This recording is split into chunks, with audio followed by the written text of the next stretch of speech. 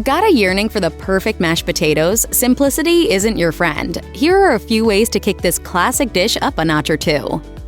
It's probably fair to assume you're going to boil your potatoes in liquid before making mash, so why not cook them in something that can add to the overall flavor and texture of the dish? There are two options for you to choose from here, either flavorful broth or dairy products. The nice thing about boiling potatoes in broth or stock is that you can match them with the type of meat you plan to serve alongside the dish. So if you're having it with beef and plan to serve it with beef gravy, then why not boil it in beef broth and infuse the whole dish with flavor? As an added bonus, cooking in broth makes the end product creamier than boiling in water. And if you're using freshly made stock or broth with bits of meat floating in it, your mashed potatoes will get some bonus meat mixed in with them. Food Network chef Tyler Florence suggests using cream and melted butter as the liquid for boiling the potatoes rather than adding them at the end. That way, there's no flavor loss and you save yourself a step. As he told Pop Sugar, "When you cook potatoes in water and you pour that water down the drain, you've extracted all the flavor of the potato." Let's face it, everyone loves adding butter to dishes, mostly because it tastes so darn good. It is usually the first thing and the last thing in just about every pan. Really? Yeah, that's why restaurant food tastes better than home food a lot of the times.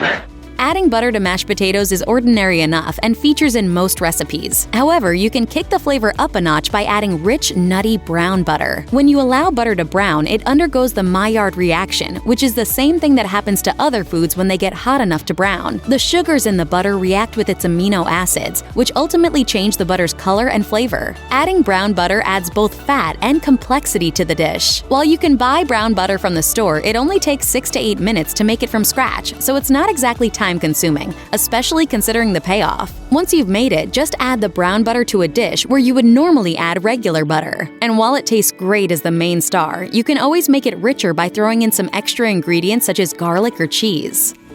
Once you get a taste for spicy food, you seek heat everywhere, so why not rustle up some spicy mashed potatoes?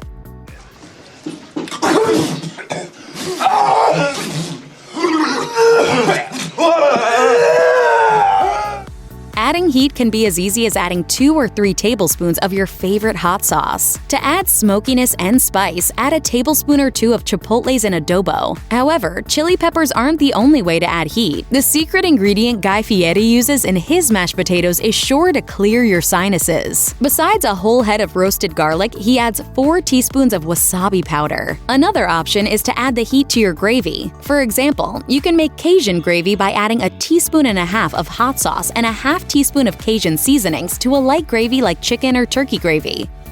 You might know what to put in your mashed potatoes, but what should go on top of them? For inspiration, you might want to look to your favorite toppings for baked potatoes and french fries. Anything you like to eat on one form of potato will likely make you happy on another kind. The first thing that comes to mind for topping mashed potatoes is usually gravy. However, you can elevate this with a few more ingredients. If you keep the gravy and add cheese curds, for example, you've essentially created a mashed potato version of poutine. Taking inspiration from chili cheese fries, you could also try loading them up with chili and cheese to make chili cheese mashed potatoes. Using the toppings for loaded baked potatoes for inspiration, you can also make loaded mashed potatoes by adding sour cream, shredded cheddar cheese, bacon crumbles, and slices of fresh green onions on top. Basically, anything you'd like to see at a baked potato bar will work.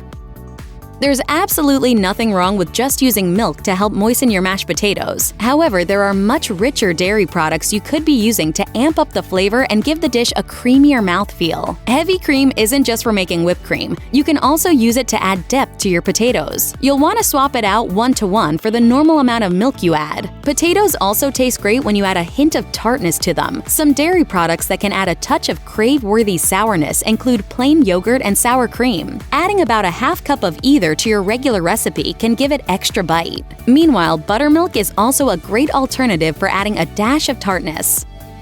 Whether you're hoping to make the earthy, rich flavor of potatoes the star of the show, or just like experimenting, you could do worse than making mashed potatoes sous vide style. The results are both creamy and flavorful. While the cooking time for this method runs as high as an hour to an hour and a half, it's a dish that helpfully allows you to cook all the ingredients together. Just mix sliced potatoes, hot milk and cream, melted butter, and flavoring agents into the same bag to cook. Using hot milk is extremely important so that it doesn't curdle during the cooking process. You'll also want to to keep the temperature at exactly 194 degrees Fahrenheit for best results. After the veggies are softened, all you need to do is mix everything together and add any last-minute toppings.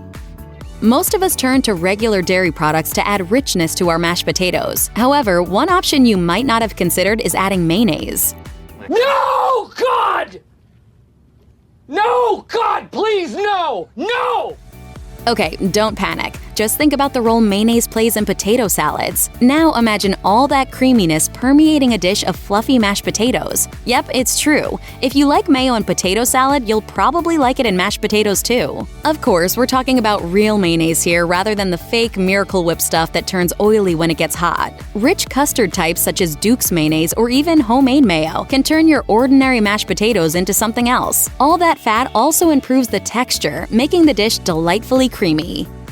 Dairy and mayo aren't the only way to add the creaminess and pleasure of fat to your mashed potatoes. Using olive oil can be a great heart-healthy option and provides an alternative for people who don't eat dairy or don't like mayo. You've likely used olive oil when roasting potatoes in the oven, so it's not that big of a stretch to imagine how it would taste whipped in instead of drizzled on top. If you have fancier olive oil that you use for dipping and drizzling rather than cooking, this is a great place to use it. The easiest way to use olive oil is to follow your normal recipe and then substitute olive oil where you would have typically used butter. However, some people use both butter and olive oil simultaneously. When actor Stanley Tucci makes mashed potatoes with his wife, he not only whips in half a cup of olive oil but also adds 2 sticks of butter, 2 egg yolks, and fresh sage. Essentially, he's adding the ingredients for mayo and a load of butter on top.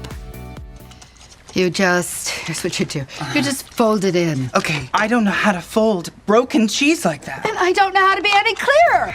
Nothing beats cheesy mashed potatoes. There's something about carby foods and cheese that just works well together. And there are so many different types of cheese that you could experiment with a different one every time until you find your favorite. What you end up loving depends on whether you want the cheese to provide more creaminess or more of a kick. If you're looking for creaminess, you'll want to try soft cheeses to make ricotta, cottage cheese, cream cheese, or mascarpone mashed potatoes. Grated cheeses of all sorts work well as an add-in too. Just add a half cup to a cup and a half of whatever cheese pleases you to your regular recipe. Cheeses like Parmesan and cheddar are just fine too, though you might also like to try cheeses like Gruyere, raclette, and Gouda. Basically, the world is your cheesy oyster.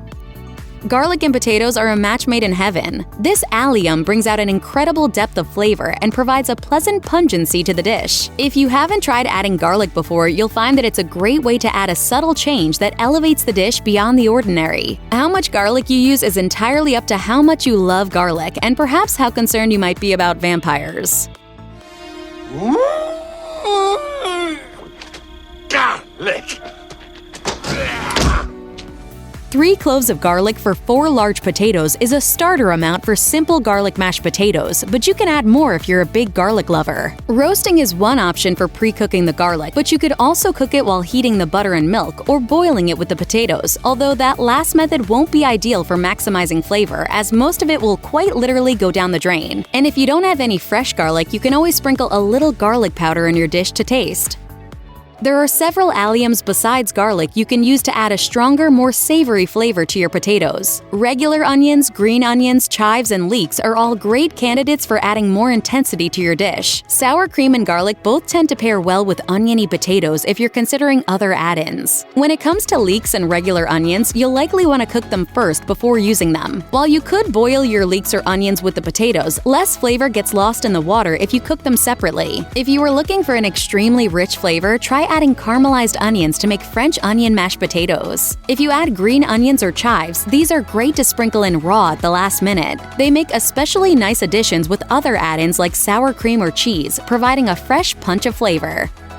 If you're a veggie lover and haven't tried adding extra veggies to your mashed potatoes, you're really missing out. It's not an odd concept if you think about how often you eat potatoes together with other veggies, like in chicken pot pie or vegetable soup. You can add similar textures to the dish with root veggies or even try adding green veggies. And there are several tried and true options to explore if this idea appeals to you. Ireland has a famous veggie-infused potato dish called colcannon. This involves mashing the potatoes together with cooked cabbage and green onions. You can also make a twist on on this dish using greens other than cabbage, such as cooked kale. Another idea is to boil your potatoes with other root veggies and then mash them together. There are several options here, such as mashed potatoes and parsnips or mashed potatoes and carrots. You can even mash all three together. Why stop at root veggies though? You can add steamed broccoli to the mix or even cooked peas. Sometimes all it takes to make a dish better is to mix up your seasonings. Garlic is fine, but it's not the only seasoning that works well with potatoes. You can take inspiration from the other flavors of your meal, trying some of the seasonings you're adding to other elements. Food blogger Ree Drummond likes to add Lowry seasoned salt and black pepper to her mashed potatoes. Old Bay mashed potatoes are also good. Basically, you can experiment with whatever seasoning mix you have in your spice cabinet and see what works. Fancy some curry mashed potatoes? Just add a little curry powder and fresh cilantro. Fresh or dried herbs are also an excellent option here. Parsley, oregano, chives, dill, sage, and basil will all give your mashed potatoes a little extra something something.